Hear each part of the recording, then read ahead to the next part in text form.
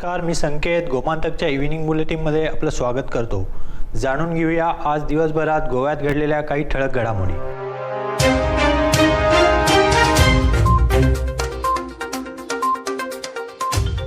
भाजपने निवडणुकीच्या तोंडावर होणारा राजकीय दगाफटका लक्षात घेऊन पर्यायी आराखडा तयार ठेवला आहे। पक्ष संघटनेच्या बैठकांमध्ये भाजपचा उमेदवार विजयी करण्यासाठी प्रयत्नशील राहा असे सांगताना यामध्ये उमेदवाराचे नाव घेण्याचे मुद्दाम टाळण्यात आले आहे। फोंडा तालुक्यात तब्बल 5 महिन्यानंतर पुन्हा एकदा मायक्रो कंटेनमेंट झोन जाहीर करण्याची वेळ सरकारवर आली आहे। बोरी पंचायत प्रभाग क्रमांक 3 मधील देऊळवाडा भागात एकाच कुटुंबातील 9 जणांना कोरोनाची लागण झाल्याने येथे मायक्रो कंटेनमेंट झोन लागू करण्यात आला आहे।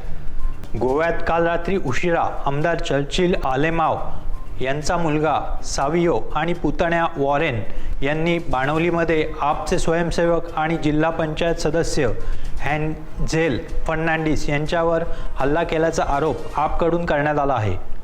गोव्यातील पहिल्या ऑनलाईन CNG स्टेशनचे उद्घाटन वीज मंत्री निलेश काब्राल यांच्या हस्ते नुकतेच करण्यात आले।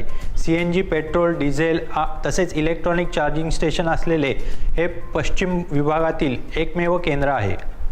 मागील वर्षी ऑक्टोबरमध्ये एअर इंडियाच्या हवाई बबल कराराअंतर्गत भारत आणि UK दरम्यान विमानसेवा सुरू करण्यात आली होती। या करारानुसार दिल्ली, मुंबई, अहमदाबाद, बेंगलोर, अमृतसर, कोलकाता, कोची आणि गोव्यासह देशातील शहरांमधून लंडनसाठी उड्डाणे निर्धारित करण्यात आली होती। परंतु कोरोनाच्या दुसऱ्या लाटेमुळे भारताला UKत जाणारी विमानसेवा थांबवावी लागली, पण UKने ही विमानसेवा आता पुन्हा सुरू केली आहे।